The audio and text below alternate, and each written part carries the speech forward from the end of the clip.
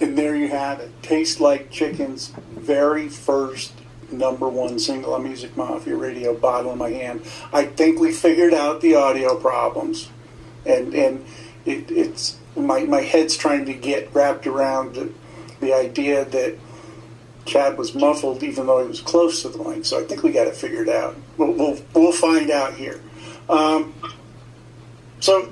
before we went to break, and this is something, it's kind of a multifaceted question, because you guys stylistically really are kind of,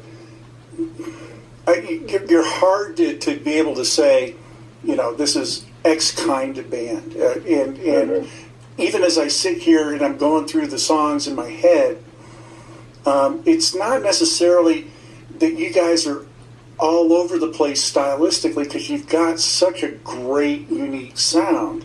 It's just that the music doesn't fit in any of the boxes.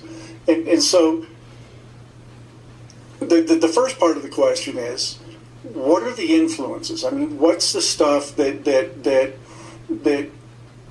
when put into action, the stuff that you used to listen to or the stuff you listen to now, makes that Taste Like Chicken sound? And as you guys are going out, I mean, how are you describing yourself to folks? I mean, it's really hard to describe our sound to people. Fading out of the I said it is kind of hard to describe our sound to people, because it is kind of different. I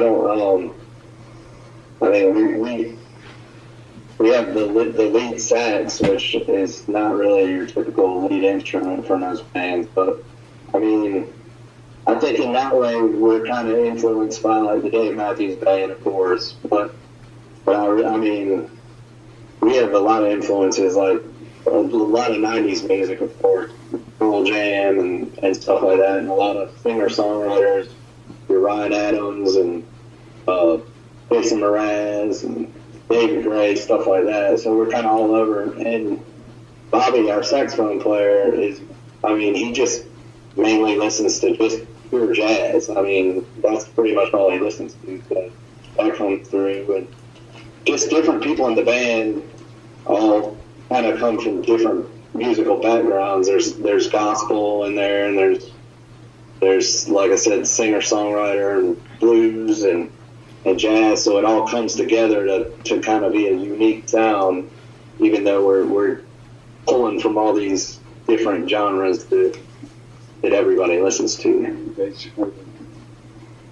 Well, and so you've mentioned one, but why don't you talk about the rest of the band too? Because I got you two, but I know you two aren't responsible for everything I hear.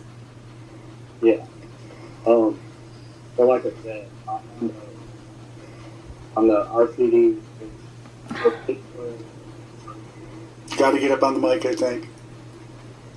On the our bass player was more into like our drummer more like the gospel background. Bobby's the band background, but it just kind of comes from all different areas. And like now we're doing a lot more stuff that has like a reggae. And our now we have a lead guitar player, Brian Tart, and he comes from like a jam band type background a little bit too. So there's a lot of that, like the southern rock and jam influence there. That's when it comes down to it with the influences. It's kind of like you name it, and it's influenced us in one way or another between the different members of the band and our backgrounds. And then, of course, me and Lance are brothers, so we grew up together.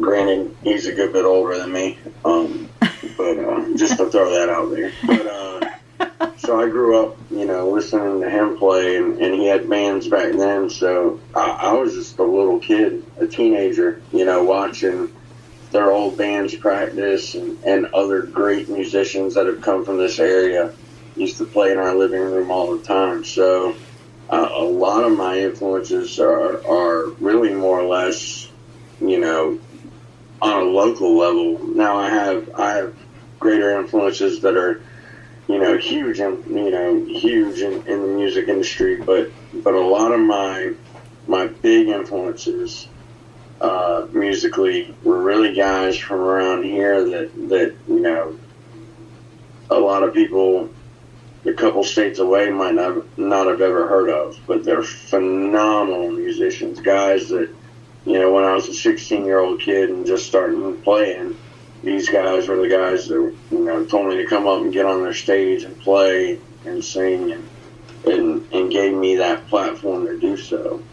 All right, well, you kind of hit on a little bit of the next question, but, when did you guys start? I mean, you've already mentioned 16. When was that point in your lives where you realized that this was exactly what you wanted to do? Well, South Carolina, when I moved out, that's when I really got into it. Hey, Chad, get up on the mic, dude. That's Lance. Or Lance, I'm sorry. Okay. I was the one coming through better earlier. I don't know. We moved a little. But, yeah, like when I first moved back to South Carolina, I got really into the band scene. And in fact, some of the guys that are in our band now were in a band called Swirl that I used to go watch a lot. And then Brian was in a band called The Kind.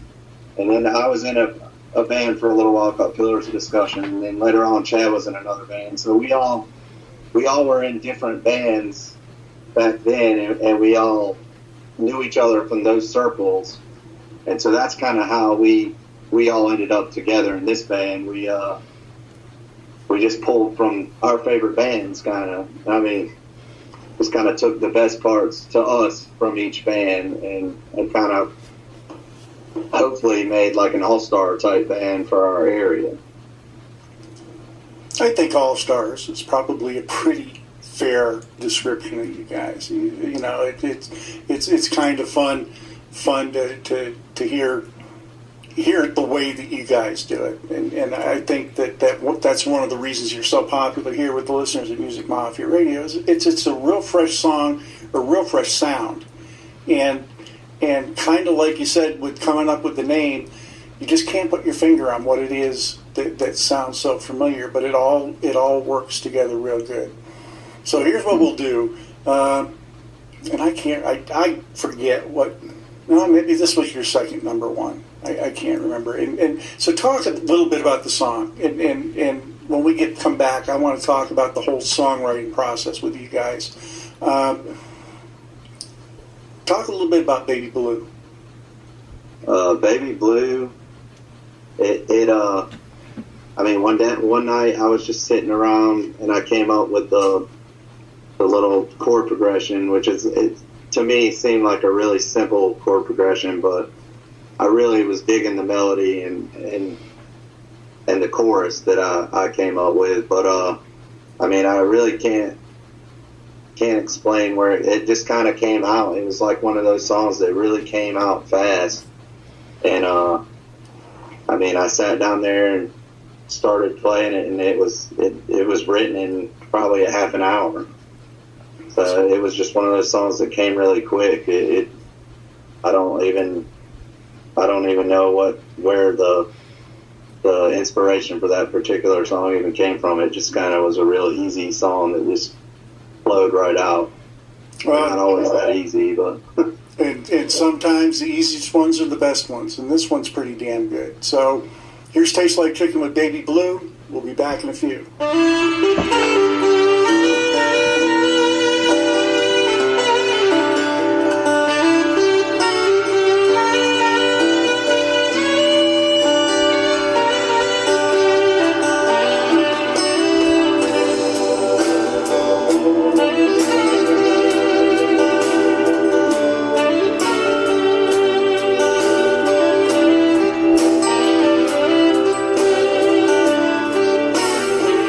I can say